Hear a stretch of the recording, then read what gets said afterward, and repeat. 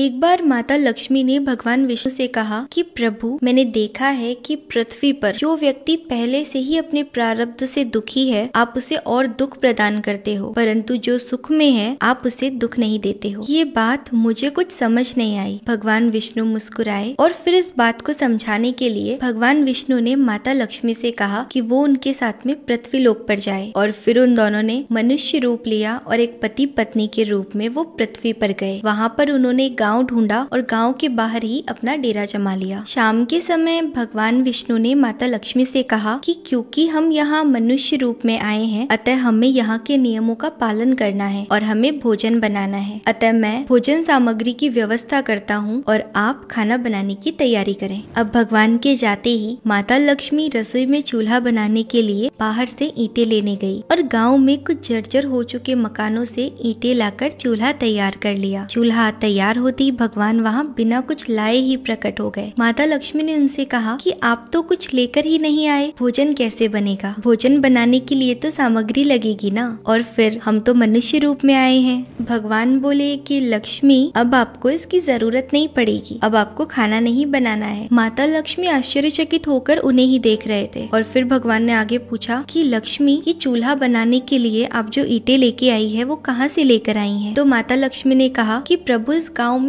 बहुत से ऐसे मकान थे जिनका रख रखाव सही तरीके से नहीं हो रखा था और उनकी जर्जर हो चुकी दीवारों से मैं ईंटें निकाल कर लाई। भगवान ने फिर कहा कि जो घर पहले से ही खराब थे आपने तो उन्हें और खराब कर दिया। आप ईंटें उन सही घरों में से भी तो ला सकती थी, तो फिर आपने पहले से ही जर्जर हो चुके मकानों को क्यों चुना? माता लक्ष्मी बोली, प्रभु, उन घर में रहने वाले लोगों ने उनका रख रखाव बहुत ही सुंदर तरीके से किया है और वो घर सुंदर भी लग रहे हैं। ऐसे में उनकी सुंदरता को बिगाड़ना उचित नहीं होता और इन घरों का रख रखाव बिल्कुल भी सही तरीके से नहीं था। इनकी दीवारें भी जर्जर हो चुकी थी, तो इसीलिए मैं इनमें से ईंटें निकाल कर ले आई और सुंदर घरों को मैंने ऐसे ही रहने दिया। तो भगवान बोले कि लक्ष्मी, यही आपके द्वारा पूछे गए प्रश्न का उत्तर है। जिन लोगों ने अपने घर का रख रखाव अच्छी तरीके से किया है, यानी कि सही कर्मों से अपने जीवन को सुंदर बना रखा है, उन लोगों को दुख कैसे हो सकता है? मनुष्य के जीवन में जो भी सुखी है वो अपने कर्मों द्वारा सुखी है और जो भी दुखी है वो अपने कर्मों द्वारा दुखी है। इसीलिए हर मनुष्य को अपने जीवन में